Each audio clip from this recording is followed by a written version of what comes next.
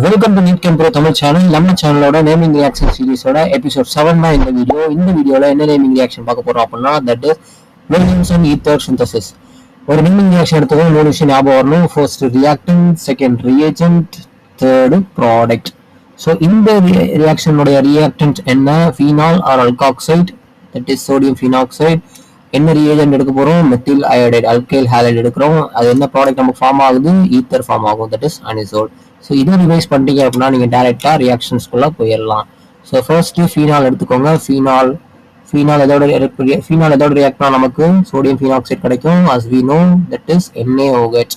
So NaOH react பண்ணும்போது நமக்கு sodium phenoxide கிடைக்கும். Sodium phenoxide O minus Na+.